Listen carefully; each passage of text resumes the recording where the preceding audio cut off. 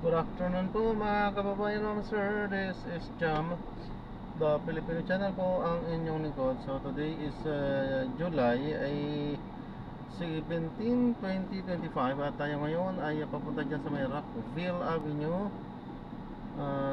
Dito yan sa may San Bartolome, Novaliches, Quezon City, at dadalhin po natin yan sa may SM City, Novaliches, sa may Quirino Highway, San Bartolome, Novaliches pa rin. Okay, so magbabalik po tayo mamayang konti po. Pag nakuha na po natin sila, disclaimer lamang po, ang content po natin ay kalsada at hindi ang passenger. Kaya nga naman, sakasakali man po na may marinig kayo mga pangalan ng lugar, pangalan ng tao, pangalan ng organisasyon sa government or private man yan, ay wala pong kinalaman ng channel na ito at wala pong pinapatungkulan. Lahat po ng pinag-uusapan dito ay pawang dito lamang po yan sa loob at wala pong pinapatungkulan sa labas. Okay po, so magbabalik po tayo mamayang unti po pag nakuha na po natin sila. Disclaimer lang.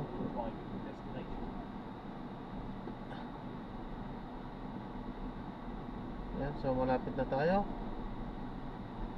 Babalik po tayo mamayang unti po pag nakuha na po natin sila. Yan, so na-drop na natin sila. Hindi na tayo nag-play at napakalapit at sa alam na natin hindi kung bakit, so hindi na natin i-upload yan. Sige, upload natin yan. So na-drop na nga natin sila sa SM. Lapit lang, 1 kilometro lang. Siyempre mga kurami. Anong oras na? Wala pa tayo sa minimum.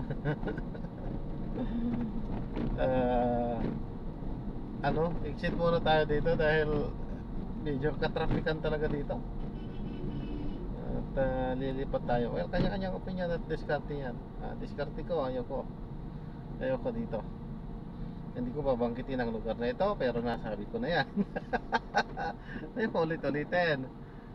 Alam naman na lahat yan. Hindi lang naman akong umiiwas. At talagang grabe naman din talaga.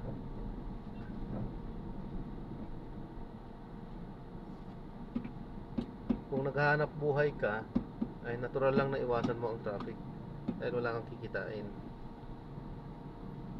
Natural na yan. Hindi yan sa pag-aarte, pero talagang natural na iwasan mo yan para may kitain ka. Kaya sabi nila, pilimon ka lang, marti ka. Ay, dahil naghahanap buhay ako. Ano yun?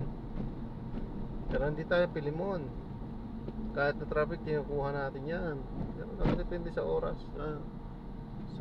Hindi naman sa lahat ng oras minsan talaga kumukuha din tayo. Kahit na saan tayo, kahit na traffic. Sige. Tulad ng mga tatlong, actually 4 na sunod-sunod na biyahe natin, puro traffic. So, lugi na. Naiintindihan ba ng nagsasabing pilimon ka? Hindi nila naiintindihan yon. Dahil sila comment lang. Ikaw ang nalulugi, tayo nalulugi. Tayo nakakaramdam yun. Yung mga pa-comment lang na nagmamagaling na pilimon ka kasi mapili ka. Doon lang sila magaling kasi hindi sila nalulugi. Hindi naman sila namumuhunan ng gasolina. Di ba? So, madali lang magsalita para sa kanila. Pero kami, na mga nalulugi sa gasolina, ay siyempre, bakit namin kukunin yung alam namin na malulugi kami? Pero, talaga nakakakuha kami ng talagang ganyan. Meron talagang luging biyahe. Meron.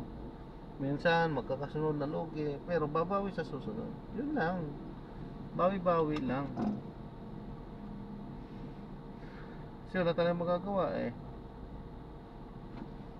tama na yan. Paalam po.